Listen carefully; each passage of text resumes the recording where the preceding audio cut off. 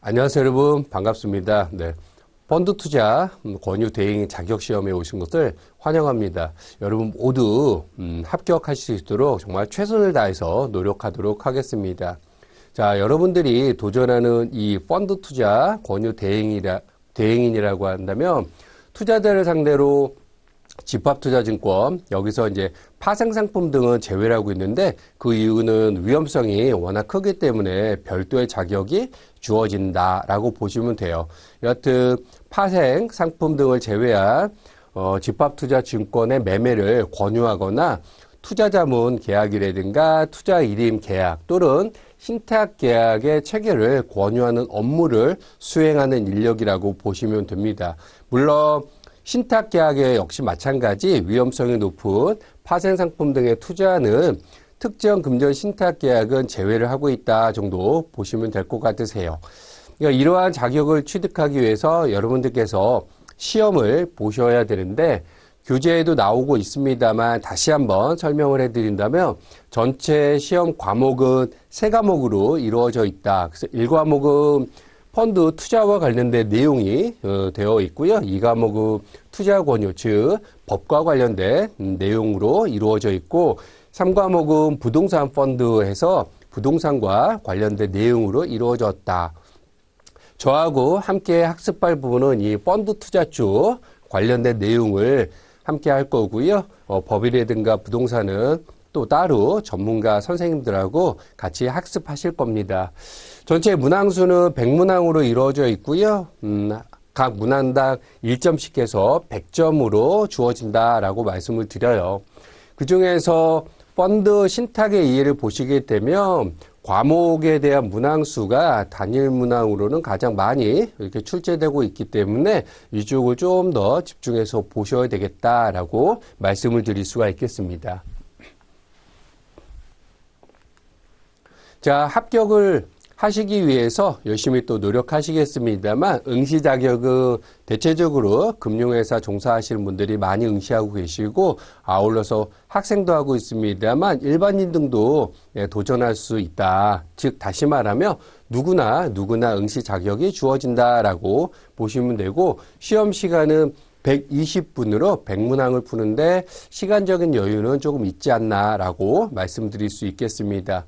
문제 형식은 객관식으로 사시선다형으로 주어지게 되면서 100점 만점 중에 60점 이상만 여러분이 점수를 획득하시면은 합격의 영광을 가져가신다라고 말씀을 드려요.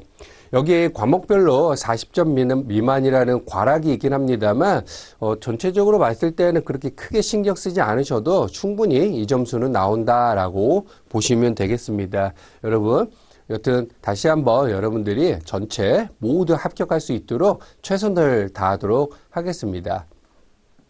자, 먼저 펀드 A부터 잠깐 살펴보게 되면 이 과목 전체 출제 문항은 15문제로 이루어졌다라고 보시면 되고 구성은 펀드 A하고 신탁 A에 이렇게 두 가지 구성으로 나눠져 있습니다. 그 중에서 전체적으로 봤을 때는 펀드 A가 한 10문항 정도 출제 비중이 좀 높고요. 신탁 A가 한 5문항 정도 된다라고 말씀드릴 수가 있어요.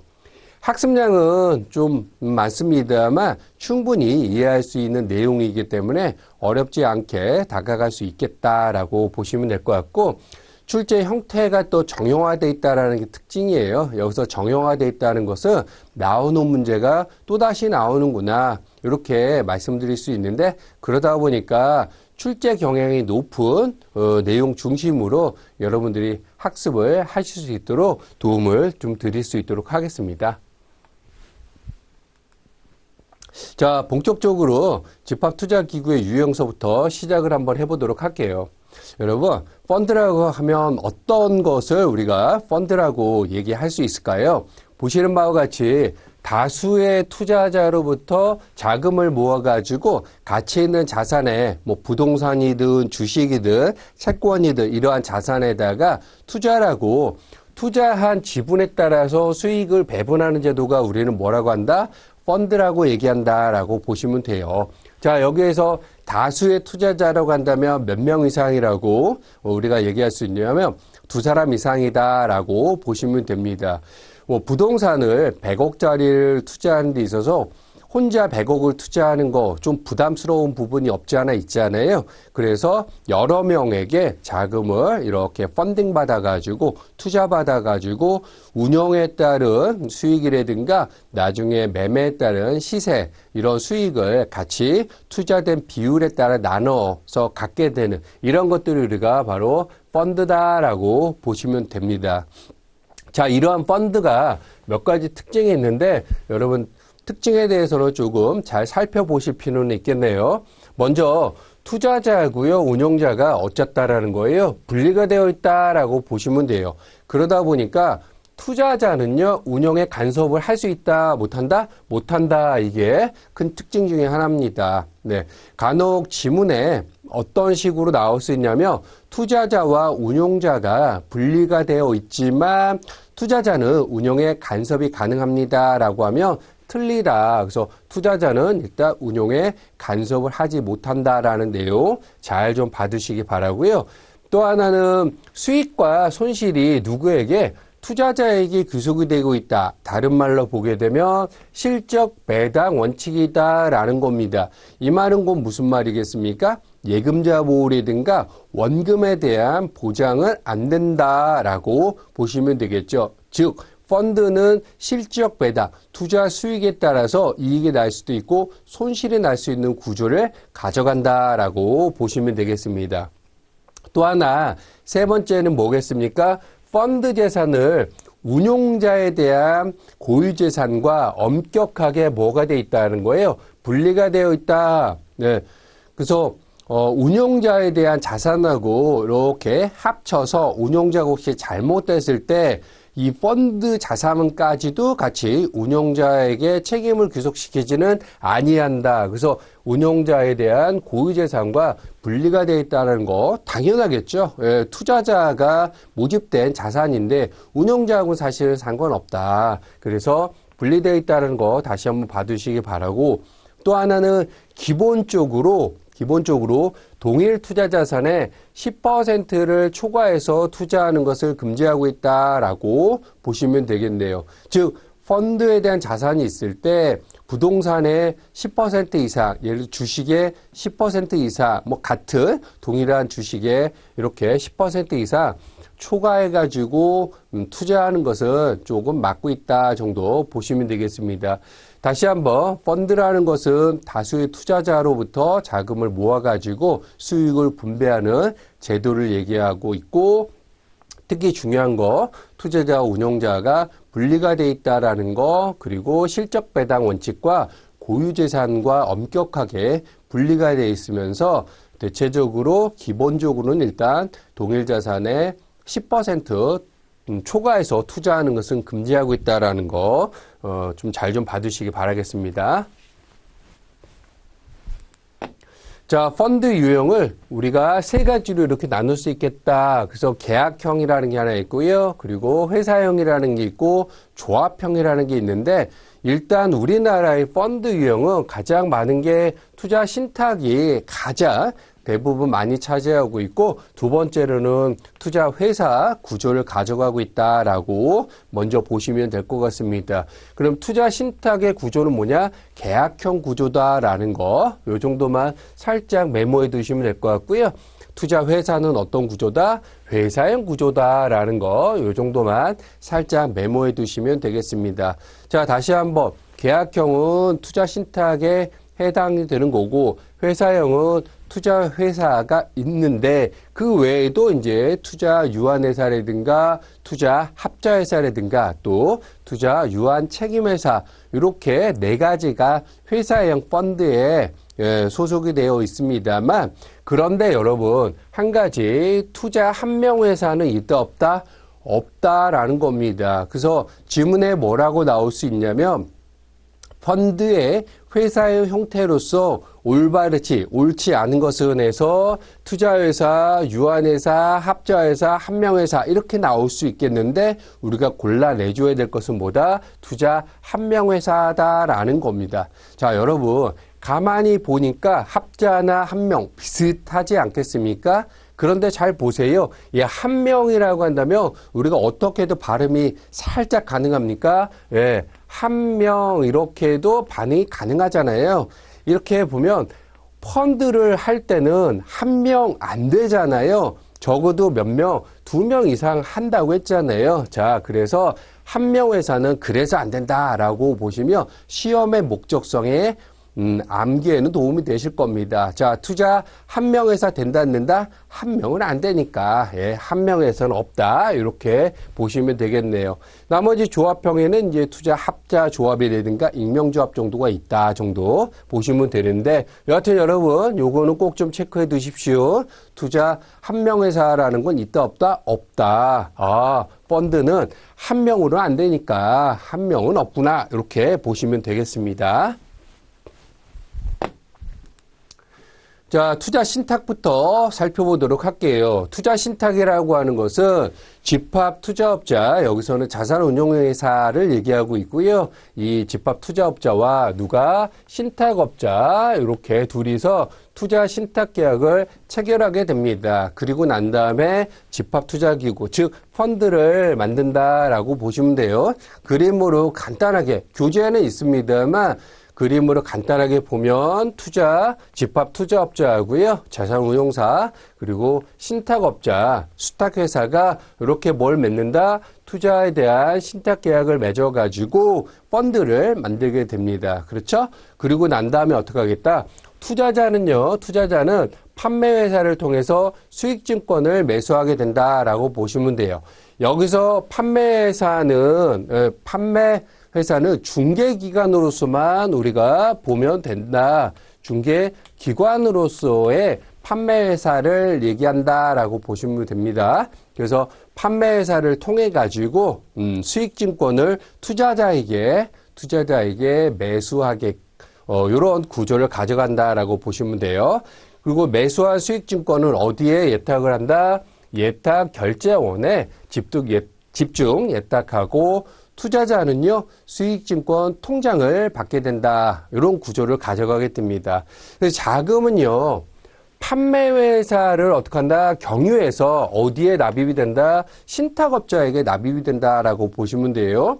가끔 지문에 투자자의 자금이 판매회사에 납입이 돼서 종결된다. 그럼 맞다, 틀리다? 틀리다. 또 하나, 자산운용사로 납입이 된다. 맞다, 틀리다? 틀리다. 어디에? 신탁업자에게 납입이 된다 정도 보시면 되고요. 또 집합 투자업자가, 자산운용사가 신탁업자의 지시에서 투자를 하게끔 되는 구조가 바로 뭐다?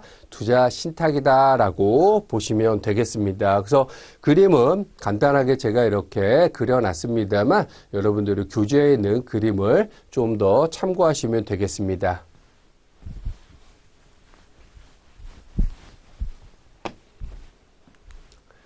자, 투자 신탁과 관련돼 가지고 당사자들은 어떤 업무를 하는지 살펴보도록 할게요. 일단 집합투자업자, 자산운용사를 얘기하고 있는데 이들은요, 투자 신탁에 대한 설정을 하고 해지하는 업무를 하고 있다라고 말씀을 드리겠네요. 그리고 투자 신탁 재산에 대한 운용이라든가 운용 지시 역시 누가 하겠다? 집합 투자업자가 한다라고 체크해 두면 되겠습니다. 자, 두 번째는 신탁업자, 수탁업자라고도 얘기하고 있습니다만 투자 신탁 재산에 뭘 하겠다? 보관이라든가 관리를 하겠다. 누가 신탁업자가 일단 맡아놨으니까 그렇지 않습니까? 예, 맡아놨으니까 그거에 대한 관리라든가 이런 거 보관이라든가 이런 걸 한다라고 보시면 될 것 같고 또 하나는 집합투자업자의 운용 지시에 따라서 자산을 취득하거나 처분하는 업무도 하고 있다. 누가? 신탁업자가 한다라고 보시면 돼요. 그리고 집합투자업자의 운용 지시에 따라서 수익증권의 환매 대금이라든가 이익금을 지급하는 역할도 하고 있고요. 또 집합투자업자는 뭘 하는 거예요? 운용에 대한 부분을 얘네들이 하고 있는 거잖아요. 그렇죠? 예, 대부분 업무는 신탁업자가 하고 있고 운용에 대한 지시는 집합투자업자가 하고 있는데 사실상 지시를 잘못해서 그렇잖아요. 자산을 잘못 취득하거나 처분할 때 손실, 이런 문제가 생길 수 있잖아요. 그러다 보니까 신탁업자가 어떻게 하겠다는 거예요? 집합투자업자에 대해서 운용 지시에 대한 감시 역할을 하고 있는 것을 우리가 볼 수 있겠다. 너 정말 잘 운용 지시를 해라 라는 것들을 지시하겠다라고 보시면 돼요. 그래서 신탁업자가 운용 지시에 대한 뭘 한다? 감시 역할을 하는 거지 운용 지시는 아니다. 운용 지시는 누가 하는 거예요? 집합 투자업자가 하고 있다 정도 이렇게 체크해 두시면 되겠네요. 또 하나의 기관이 판매회사가 나오고 있는데 중개기관으로서 역할을 한다 정도만 메모해 두시면 되겠네요. 중개기관으로서. 그래서 펀드에 대한 판매라든가 환매를 하고 있는데 판매회사로서 물론 이제 판매도 하고 환매도 합니다만 중개기관으로서 요 판매나 환매 역할을 하고 있다 정도 보시면 됩니다. 자, 여러분 여기에서 여러분들이 체크해 두실 거 어떤 거 다시 한번 투자 신탁 재산의 운용과 운용 지시는 누가 한다? 그렇습니다. 집합투자업자가 하고요. 나머지 주된 업무는 신탁업자가 하고 있다. 그래서 보관, 관리, 취득, 처분, 그 다음에 뭐 이익금 배분 이런 것도 하고 있고요. 너 운영 잘하고 있는지 내가 감시할 거야. 이 업무도 신탁업자가 하고 있다 정도 보시면 되겠습니다. 자, 신탁계약에 대한 변경과 관련된 사항을 살짝 살펴보게 되면 일단 두 개의 회사가 나오게 됩니다. 집합투자업자하고 누가 나온다? 신탁업자. 이렇게 두 가지는 체크해 두시기 바래요. 집합투자업자는 신탁업자와의 변경계약을 체결할 수 있다라고 말씀을 드리는데 판매회사가 아니다라는 거 별표 하나 해두시기 바랍니다. 그러니까 집합투자업자가 신탁계약을 변경함에 있어서 신탁업자와 변경계약을 체결하는 것이지 판매회사와의 변경계약 체결하는 것은 아니다. 이렇게 보시면 됩니다. 그리고 아래와 같은 경우에는 수익자 총회가 소집이 돼야 된다라고 말씀을 드릴 수 있는데 아니 그러면 신탁, 투자 신탁에서 투자자는 수익자에 대한 권리를 가져가게 되면서 사실상 의결을 하고 이런 업무를 할 수 있단 말이에요. 그러니까 전체적으로 봤을 때 수익자 총회의 결의를 통해서 해야 되는 중대한 사항들이 발생할 텐데 그러면 수익자 총회의 결의가 필요한 것은 어떤 거냐라고 한다면 이 8가지로 우리가 요약할 수 있다라는 거예요. 그런데 전체적으로 여러분들께서 다 암기해 두시면 좋은데 일단 핵심적인 키워드만 하나 보자라는 겁니다. 뭘까라고 했더니 앞서 말씀드렸잖아요. 수익자 총회의 결의가 필요한 것들은 중대한 사안이나 중대한 업무 이런 것들이 또 수익자에게 피해가 가는 이러한 사항들에 대해서는 결의가 필요하겠구나라고 보시면 될 것 같고 그러다 보니까 키워드로 꼽는다면 집합투자업자, 신탁업자 일단 키워드로 꼽아두시기 바랍니다. 집합투자업자가 수익자 입장에서는 그렇잖아요. 집합투자업자가 운용에 대한 지시를 잘못하게 되면 결국에는 내가 수익을 못 볼 수 있는 그러한 불이익을 얻을 수 있잖아요. 그게 굉장히 중요합니다. 집합투자업자라는 단어 좀 꼽아두시고 또 신탁업자 입장에서 봤을 때 제때제때 자산도 관리 잘하고 보관도 잘하고 자산도 취득과 처분도 잘해줘야 되는데 자기 마음대로 하면은 수익자 입장에서는 또 손해를 볼 수 있잖아요. 그러니 신탁업자 이 두 가지 업자는 중요하다. 참고적으로 판매회사는 아니라는 거, 판매회사는 아니라는 거, 이 두 가지 중요하고요. 이들에 대해서 뭐가 보수라든가 수수료가 뭐했다? 인상이 됐다라고 했을 때는 수익자 총회의 결의를 통해서 하세요라는 겁니다. 다시 집합투자업자나 그렇죠? 네. 신탁업자 등에 대한 보수라든가 수수료가 인상이 됐다. 인하되는 건 상관없겠죠. 왜냐하면 수익자에 대해서 인하가 되면은 더 좋은 거잖아요. 그런데 인상이 되면 수익이 100원이 남았는데 10원만큼 보수를 더 떼가겠어요? 수수료를 더 가져가겠어요? 그럼 나는 손해를 볼 수 있으니까 이렇게 보수나 수수료가 인상이 되는 경우에는 총회가 필요하다 보시면 돼요. 누구? 집합투자업자와 신탁업자 등에 대한 보수 수수료 인상. 그리고 말씀드렸던 것처럼 신탁업자가 바뀌거나 그렇죠? 예, 집합투자업자가 바뀌거나 이 두 가지 회사가 바뀌게 됐을 때도 수익자 총회가 필요하다라는 거, 판매회사 아니라는 거, 그거 꼭 좀 잘 봐주시기 바라고. 또 하나는 신탁 계약 기간이 변경되거나 투자 신탁의 종류가 변경되는 경우가 있단 말이에요.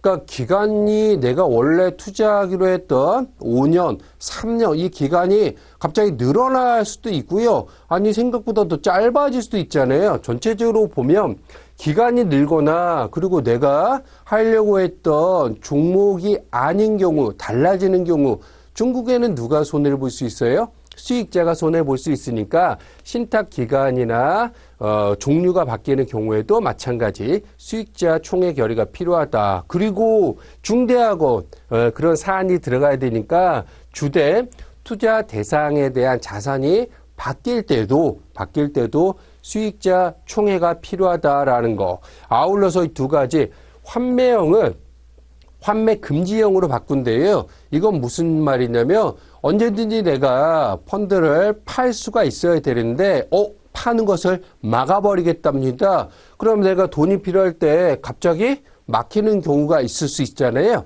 예, 그런 경우. 그래서 환매형을 환매 금지형으로 바꾸는 경우 이럴 때도 결의가 필요하고 그 다음에 환매 대금에 대한 지급일을 연장을 시키겠다. 빨리빨리 안 주고 더 늦춰주겠다. 이렇게 한다고 한다면 역시 수익자 총회가 필요하다라는 겁니다. 이 8가지 꼭 좀 잘 봐두시기 바라고 일단 기본적인 개념은 수익자에게 불이익이 있을 경우에는 수익자 총회가 필요하다라는 거 말씀을 드리면서 키워드로 꼽는다면 집합투자업자와 그리고 신탁업자 그렇게 보시면 될 것 같고 판매회사는 아니라는 거 요거 정도까지만 메모해 두시면 되겠습니다. 꼭 좀 기억해 두셔야 될 것 중에 하나다.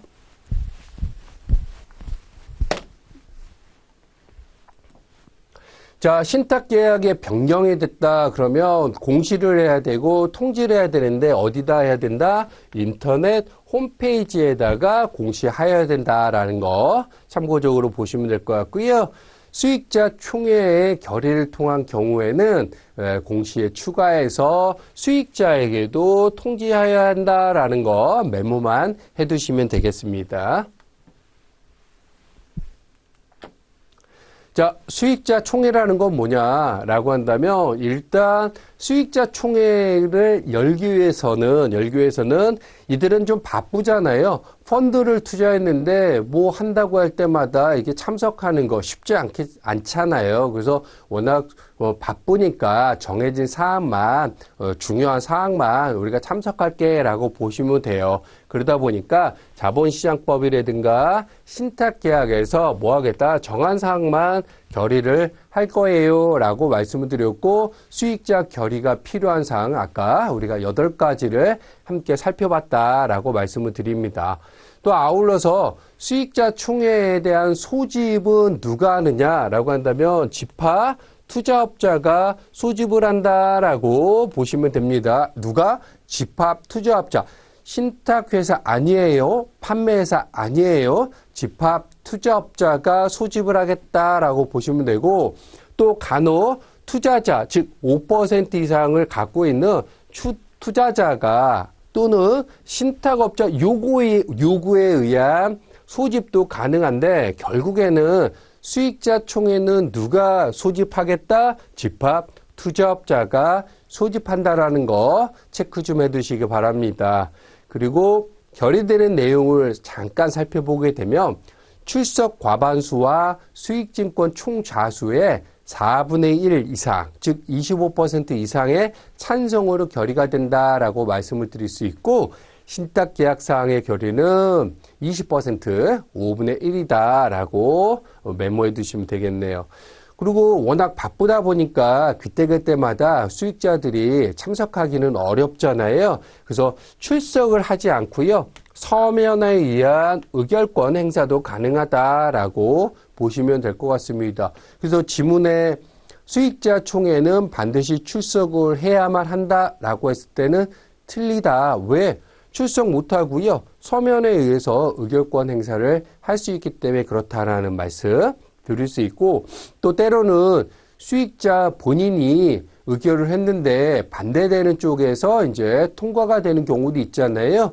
그렇잖아요. 무조건 100%는 아니니까. 그럴 때 수익자가 서면으로 반대 의사를 밝힐 경우 그 투자 신탁은요, 어떻게 하겠다. 집합투자업자가 수익자의 수익증권을 매수하여야 한다라고 보시면 될 것 같으세요. 그래서 내가 나는 저 의견에 반대합니다라고 했는데 결과적으로는 통과가 됐다. 근데 나는 끝까지 좀 마음이 그런 거예요. 그럼 난 더 이상 갖지 못해요 라고 했을 때, 그러면 내가 갖고 있던 수익증권을 네가 사 라고 요청을 할 수 있다. 어디에다가? 집합투자업자에게 요구를 할 수 있는데, 이러한 것들을 우리가 수익증권 매수 청구권이다 라는 거 그냥 메모만 살짝 해두시면 되겠습니다. 자, 여러분, 수익자 총회는 누가 소집한다? 집합투자업자가 소집할 수 있다라는 거 정도만 받으시면 되겠고요. 그리고 정한 사항에 대해 결의하게 되고, 반드시 총회 참석을 못하더라도 서면으로도 의결권 행사 가능하다라는 것 정도 받으시면 되겠어요. 자, 간주 의결권이라는 게 있는데, 이것은 뭐냐? 이 다음에 이 네 가지 요건을 모두 충족하게 되면 간주 의결권을 인정을 하겠다라는 겁니다. 어떤 경우냐? 수익자에게 의결권 행사 통지가 갔어요. 근데 행사를 못했다라는 거예요. 못했다. 그리고 간주 의결권 행사 방법이 규약에 기재되어 있어야 된다. 어떤 근거가 있어야 된다라고 보시면 될 것 같고, 그리고 수익자 총회 의결권을 행사한 총 좌수가 발행된 총 좌수의 10% 이상인 경우, 그리고 그 밖에 간주 의결권 행사 결과를 금융위가 정하고 고시하는 바에 따라서 수익자에게 제공하는 것을 따른다라고 했는데, 뭐 어렵지는 않아요. 개념 정도만 한번 보시면 될 것 같은데, 무슨 말이냐? 자, 수익자가 100명이 있다라고 하겠습니다. 이 중에서 우리 수익자 총회를 열겠습니다. 의결권을 행사해 주세요라고 했는데 100명 중에 40명이 투표를 한 거예요. 나 이렇게 하겠다라고 행사를 한 겁니다. 투표를 했는데 그 중에서 찬성하신 분들이 70%가 돼 있고 반대하신 분이 30%가 된 거예요. 그렇죠? 뭔가 행사를 행사장에 참석을 해서 행사도 할 수 있지만 뭐예요? 서면으로 해가지고 이렇게 내가 행사를 할 수 있으니까. 근데 전체 40명 정도 투표해가지고 찬성이 70%, 반대가 30% 나왔어요. 자, 이럴 때 권리 행사를 하지 못한 분들이 있을 거 아니에요? 그분들에 대해서는 어떻게 할 것이냐. 간주 의결권, 의결한 것으로 볼 거야 라고 하는 건데, 자, 60%가 투표를 안 했지만 참석한 사람 중에 70% 찬성했으니까 60% 투표를 하지 않으신 분들도 70%는 찬성한 걸로 보고 나머지 30%는 반대한 걸로 보겠다. 이것이 바로 뭐다? 간주 의결권이다라고 개념 정도 이해하시면 되겠네요.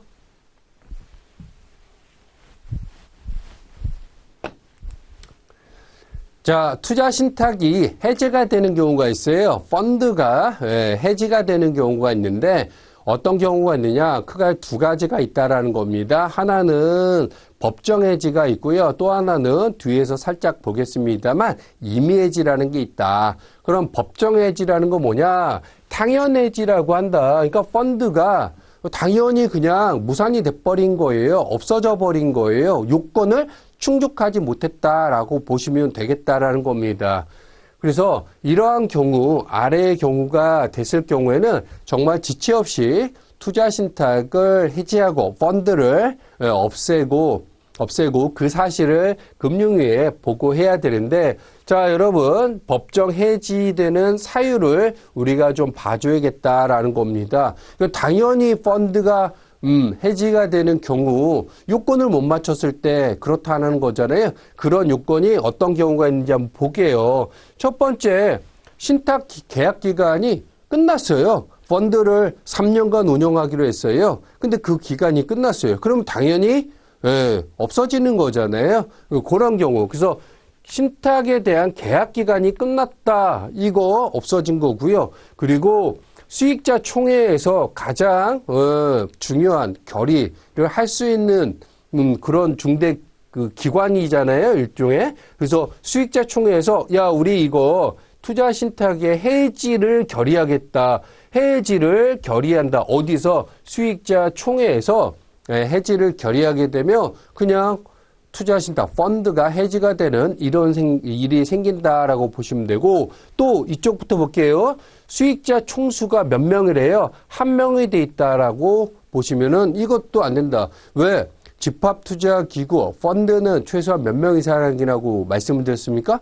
2사람 이상. 그런데 한 사람뿐이 안 남았으니까 요건을 못 맞췄다. 그래서 수익자 총수가 1명이 된 경우에는 당연히 해지가 된다라고 보시면 될 것 같고, 그 다음에 이 펀드가 흡수가 돼버렸네요. 피흡수, 합병이 되거나 등록이 취소가 됐다. 그러면 이 자체는 없어진 거다라고 보시면 되고, 또 사모펀드의 요건을 갖추지 못해가지고 금융위로부터 해지 명령을 받은 경우 당연히 해지가 됐다라고 보시면 됩니다. 자, 여러분, 일단 법정 해지 사유에 해당되는 거 요건을 못 맞추거나, 그렇죠? 수익자 총회에서 해지하기로 결의를 해버리거나 이럴 때는 당연히 해지가 되는 이런 모습이다라는 거 좀 잘 봐두시기 바랍니다.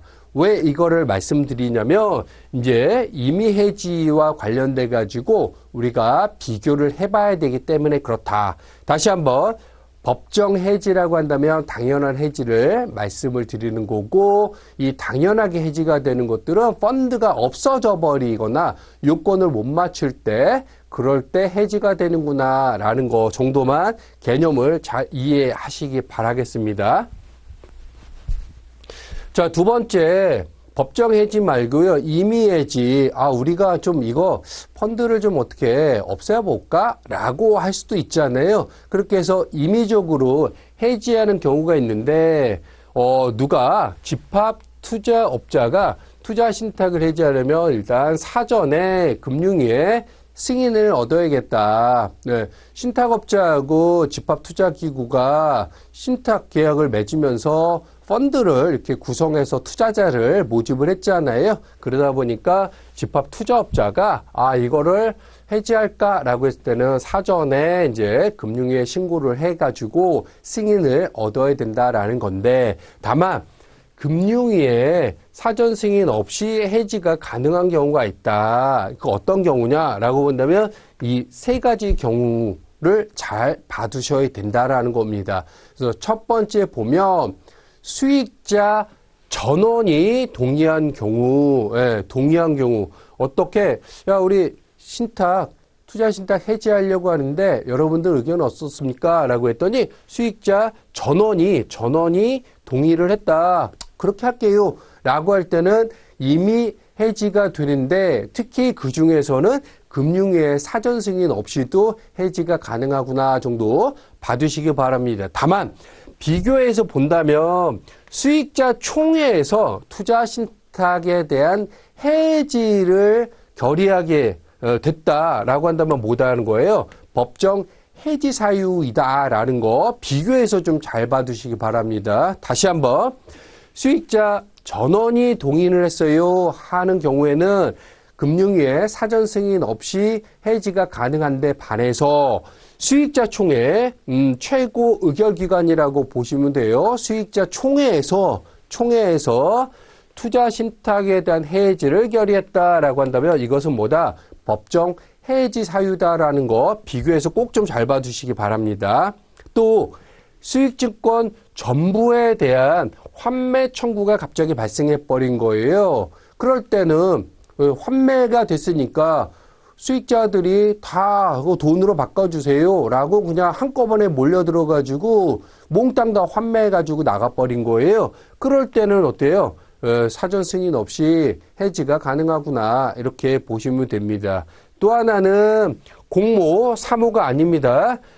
공모 투자 신탁으로서 설정한 1년이 되는 날 원본액을 봤더니 50억이 안 된대요. 50억. 그리고 만약에 1년이 되는 날 50억이 됐는데 그 다음 달 1년 플러스 1개월이 될 때 계속해서 원본이 50억이 안 되는 경우 그러니까 간신히 1년 내는 50억을 맞췄는데 한 달이 지나기 전에 50억이 안 되는 경우 이때도 마찬가지 금융위의 승인 없이 뭐 하겠다? 해지가 가능하다라는 겁니다. 그래서 이 세 가지 여러분들이 봐두셔야 되는데 자 여러분 앞서 말씀드린 것처럼 요거는 꼭 좀 비교하셔야 된다. 수익자 총회에서 투자 신탁에 대한 해지를 결의했다. 이것은 뭐다? 이것은 법정 해지 사유이다라는 거 구별해서 꼭 봐두시기 바라고요.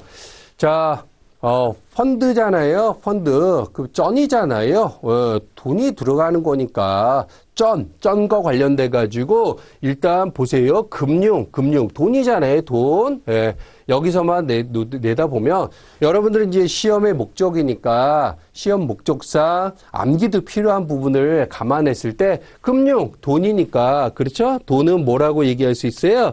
쩐이라고 얘기하잖아요. 쩐 이렇게 자 보세요. 수익자 쩐원이 동의한 경우 그렇죠? 금융 쩐원이 동의한 경우 수익증권 점부 이렇게 쩐 이런 식으로 여러분들이 보신다면 암기에 좀 도움이 되실 거고 또 하나 공모잖아요. 공모 오자까지 매칭이 되겠네요. 공모 여기도 오 이렇게 공모의 경우 50억 이렇게 좀 봐두시면 암기에는 조금 도움이 되시지 않을까라는 생각이 듭니다. 금융 돈이잖아요.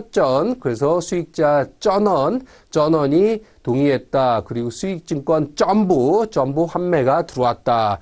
공모 50억 이렇게 좀 봐두시면 나중에 문제풀이에 도움이 되신다라는 거 참고해서 말씀을 드립니다.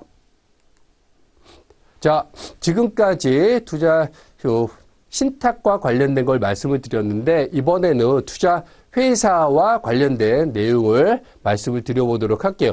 우리나라 대표적인 대부분은 이제 투자 신탁으로 이루어져 있는데 두 번째로 많은 게 바로 이제 투자 회사형 펀드다라고 보시면 됩니다. 그래서 이 투자 회사 말 그대로 회사형으로 가져가고 있다. 그러다 보니까 집합투자업자가요 이사도 내고요. 회사니까 회사의 모습을 갖춰가야 되니까 이사 그리고 여기도 이사 이렇게 이사가 3명이 나왔다. 그러면 이사회가 만들어진다라고 보시면 돼요. 이사가 3명 이상이에요. 그러면 이사회가 이루어지고 있는데 상법상 뭐다? 주식회사 형태를 띠고 있다. 네, 주식회사니까 상법상 내용으로 끌고 오고 있다.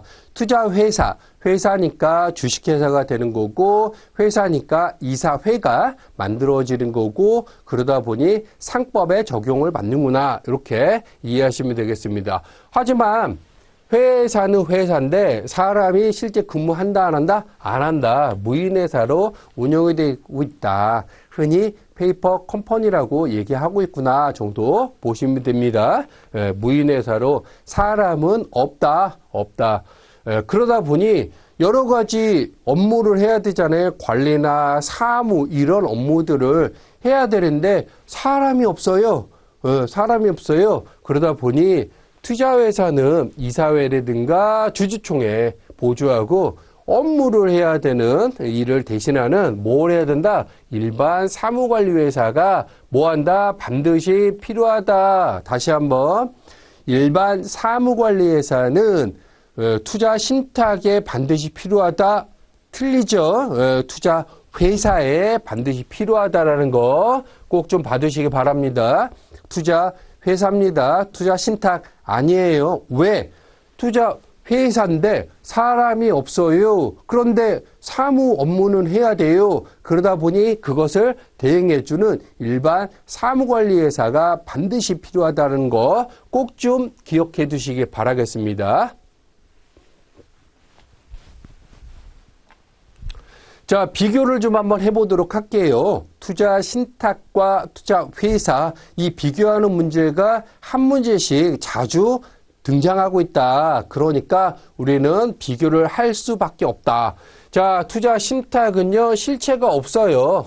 민법상 조합의 형태로 만들어졌기 때문에 그렇다. 실체가 없다 보니까 법률적인 행위의 주체가 된다, 안 된다? 될 수가 없다. 하지만요, 회사잖아요. 또 하나의 인격체를 만들었다. 법으로 또 하나의 인격체를 만들었다. 이렇게 말씀을 드릴 수가 있으니 실체가 있다 없다? 있다. 그러니 법률의 길을 직접 수행할 수 있다라는 거, 차이가 있는 거 살짝 보시면 될 것 같고요.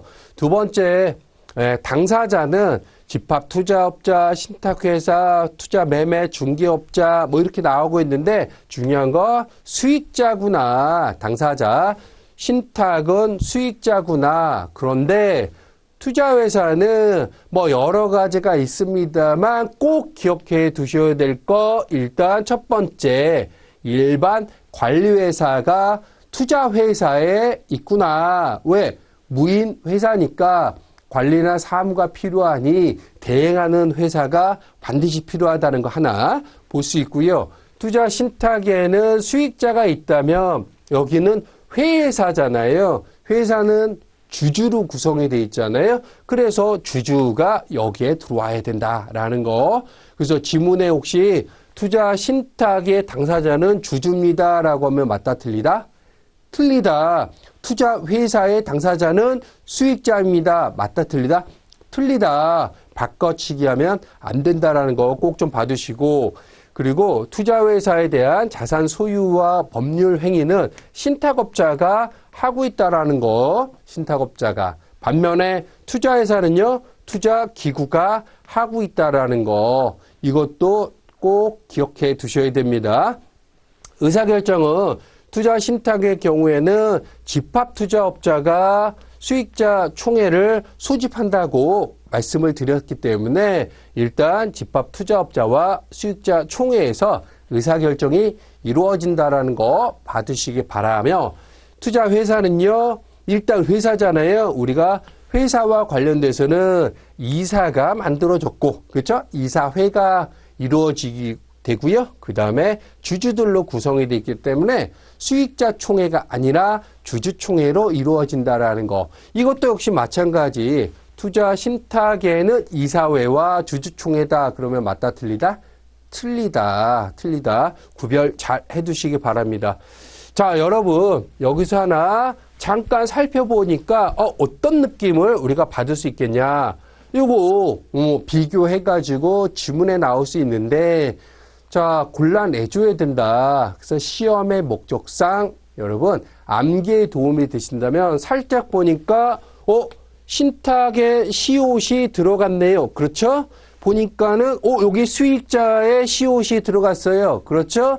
신탁업자의 시옷이 들어갔고요. 마찬가지 의사결정에도 수익자 총회에 시옷이 들어갔어요. 쇼 이렇게 여러분들이 봐주시면 구별이 좀 되시겠습니까? 회사잖아요. 회사다 보니까 제일 중요하신 분들이 누구예요? 이쪽은 수익자면 여기는 누구다? 주주죠. 회사니까 이사회가 이루어지고요. 주주총회가 이루어진다. 그 그리고 투자기구다. 이렇게 구별하시면 되겠습니다. 일단 이쪽에 시온만 가지고 쇼쇼쇼 이렇게 암기를 해두셔도 구별은 되시지 않을까라는 말씀을 드리겠네요. 자, 그 밖의 회사에는 이제 가볍게 보신다면 투자 유한회사라는 게 있고 투자 합자회사 있고 투자 유한 책임회사가 있다 정도인데 참고적으로 투자 한명회사 있다 없다? 없다라고 말씀을 드렸어요. 펀드는 한 명으로 이루어질 수가 없어요. 최소한 2명 이상이어야 한다라고 말씀을 드렸던 거 암기에 도움이 되실 수 있으면 좋겠다. 한 명은 안 돼. 요거 말씀을 드렸고 자, 투자 합자회사 중에서 요 정도만 한번 짚어본다면 이익을 배당함에 있어서요. 무한책임회사 사원하고 유한책임사원하고 달리 적용할 수는 있어요. 어떤 거? 이익. 왜냐면 무한책임회사 사원하고 이제 유한책임 사원하고에 대한 책임이 좀 많이 다르잖아요. 이 사람들은 무한적으로 책임을 질 거고 책임에 유한적으로 질 거니까 이익이 낮다면 그 리스크를 더 많이 떠안은 이 사람들한테 배당을 좀 더 많이 줄게. 오케이, 가능해. 이거는 얼마든지. 하지만 손실에 대한 배분은 어떻게 하겠다? 그 배당률이라든가 이런 것들을 달리 적용할 수는 없어. 손해보는 것을 야 네가 더 많이 가져가 이렇게 할 수는 없다라는 거예요. 그래서 이익이 났을 때는 얼마든지 달리 적용해서 몰아주기도 가능하고 뭐 이런 가능하지만 손실일 때는 안 돼. 각 비율대로 책임져야 된다. 이렇게 보시면 되겠습니다. 이 정도만 내용 참고해서 밑줄 거두시면 되고요. 일단 여러분 투자 한명회사는 없다라는 거 암기해 두세요. 자, 조합 형태에 대한 부분 봤을 때 2인 이상 펀드니까 2인 이상 조합원이라고 보시면 될 것 같고 공동사업을 하거나 이렇게 키워드로 끌고 오시면 되겠네요. 자, 마찬가지 투자 합자 조합이 있고요. 투자 익명조합이 있는데 투자 합자 조합 이익을 배당할 때는 조합원들에게 무한 책임과 유한 책임을 갖는 사람들, 조합원들 비율에 상관없이 차등적으로 이익 분배는 가능하지만 손실이 날 때는 어떻게 하겠다? 달리 적용할 수는 없겠다. 앞에 봤던 내용과 동일하다 이렇게 보시면 되겠네요.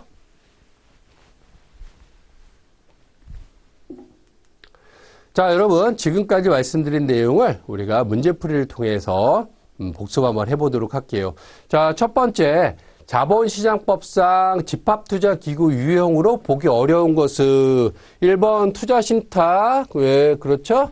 2번 투자 한명회사. 이거 된다 안 된다? 안 된다고 했잖아요. 한 명으로는 안 된다라고 말씀을 드렸으니까 투자 한명회사가 정답이 되겠네요. 투자회사, 투자 합자회사 이렇게 합자조합 요거는 가능한데 투자 한명회사는 안 된다라는 거 잘 좀 봐주시기 바랍니다.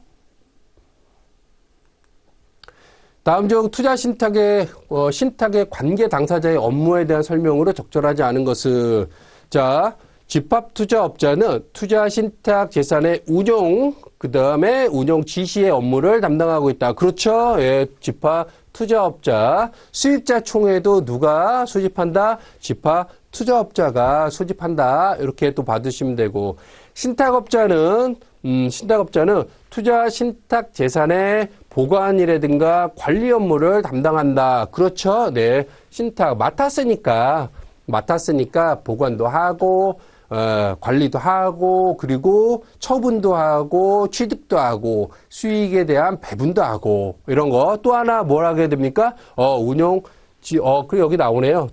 신탁업자는 집합투자업자의 투자 신탁 재산에 대해서 운용 지시에 따라서 판매 대금이라든가 이익금을 지급하는 업무를 담당한다라고 말씀을 드릴 수가 있고 또 하나는 뭐예요? 저 사람이 집합투자기구가 그렇죠? 집합투자업자가 뭐 하겠다? 제대로 운용 지시를 내리는지 뭐 하겠다? 감시하는 역할을 신탁업자가 한다까지 우리가 볼 수 있습니다. 그 다음에 판매회사인 증권사는요, 집합투자업자가 투자 신탁재산으로 주식, 채권 등의 재산을 매매할 때 그 매매의 중개를 담당한다. 판매하는 거는 맞지만 중개기관으로서지 중매기관은 아니다라는 거. 정답은 4번이 되겠어요. 그래서 보시게 되면 증권사는 투자 신탁 재산의 매매 시 그 매매 중개의 업무를 담당한다. 다만 그 증권사는요, 판매회사로서 그 업무를 담당하는 것이 아니고 중개기관으로서 업무를 담당한다. 즉 판매회사로서 업무를 담당하는 게 아니라 증권사는요, 어떻게 하겠다? 중개기관으로서 업무를 담당한다라고 말씀드릴 수가 있겠습니다.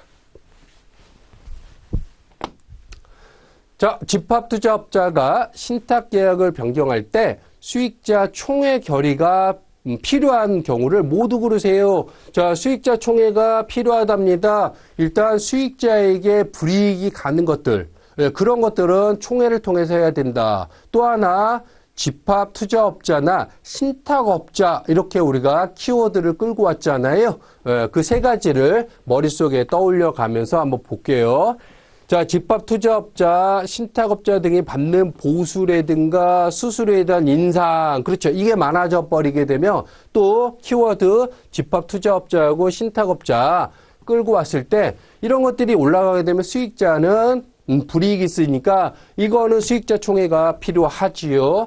그리고 판매회사는 상관이 없다고 말씀을 드렸어요. 예, 요거는 이게 투자업자가 바뀌거나 신탁업자가 바뀌거나 주된 거는 그 두 군데서 하고 그 중에서도 신탁업자가 업무를 가장 많이 하다 보니까 어쨌든 집합투자업자와 신탁업자 관련돼서 변경이 되게 되면 여기 있네요. 신탁업자 변경, 투자업자 변경 이런 것들은 이제 수익자 총회를 해야 된다라고 했으니까 기억, 디귿, 리을 이렇게 우리가 찾아주게 되면 정답으로 꼽을 수 있겠다라는 거. 또 하나 있죠.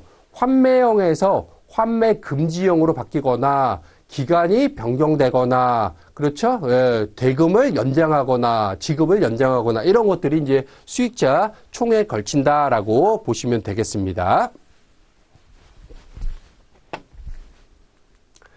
자, 투자 신탁의 수익자 총회에 대한 설명으로 가장 거리가 먼 것은 수익자 총회는 집합투자업자가 수집한다. 그렇죠? 예. 수익자 총회는 집합투자업자가 수집한다고 그랬고요. 그 다음에 자본시장법이나 신탁계약에 정한 사항에 대해서만 결의할 수 있다. 왜?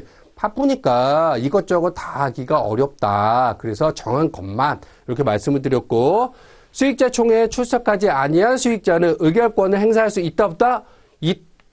행사할 수 있다. 예, 서면으로 할 수 있으니까 있다고 했잖아요. 예, 그런 것들. 그 다음에 수익자 불참으로 수익자 총회가 성립되지 않으면 연기하여 연기 수익자 총회를 개최할 수 있다. 그렇습니다. 그래서 정답은 3번. 다음 중 금융의 승인 없이 금융의 투자 신탁을 임의로 해지할 수 있는 경우, 어떤 경우가 있느냐? 자, 우리가 암기 목적으로 어떻게 했어요? 그래서 돈을 연상시켰고, 돈을 연상시키다 보니까 여기서 끌고 온 게 이제 쩐이라는 거, 점부. 이 얘기까지 제가 암기 목적상 말씀을 드렸어요. 자, 임의로 해지할 수 있는 경우가 어디가 있을까? 그리고 또 하나 있죠. 공모 5. 자, 보면은 정답은 이제 일단 4번이 눈에 확 띄죠. 공모에서 1년이 되는 날 50억, 공모 5. 그리고 1개월이 될 때 50억 미만인 경우. 이럴 땐 임의로 해지할 수 있는 거고. 자, 신탁 기간이 종료됐다. 끝났잖아요. 이거, 네, 자동, 법정 해당이 되는 거고. 수익자 총수가 1인이 된대요. 이거 이제 2인 이상 대줘야 되는데 한 명이니까 이것도 당연히 법정 사유로 끝나버리게 되는 거고. 자, 수익자가 과반수가 아니죠. 전부 해지에 동의한 경우가 바로 승인 없이 할 수 있다. 이렇게 보시면 되겠습니다. 자, 여러분 투자 신탁과 투자 회사 비교하는데 자, 정답을 우리가 찾아갈 때 답은 2번으로 눈이 보입니다만 일단 여기 시옷이 들어가니까 뭐라고 했어요? 쇼쇼쇼 이렇게 한번 가자고 말씀을 드렸잖아요. 그러니까 수익자, 신탁업자, 수익자 총회 또 하나 와야겠죠? 예, 시옷자. 요게 이쪽으로 와줘야겠다. 신탁업자가 투자 신탁과 관련된 거다. 이렇게 보시게 되면 정답은 2번으로 여러분들이 찾아내실 수가 있다. 자, 여러분 이번 시간은 여기까지 말씀을 드리고 내용 자체는 별로 어려운 건 없습니다. 그래서 키워드 중심으로 제가 말씀드렸던 거 한번 복습하시게 되면 좋은 성과 얻을 수 있을 것 같고요. 오늘 또 이번 시간도 수고하셨고 다음 시간에 뵙도록 하겠습니다. 고생하셨습니다.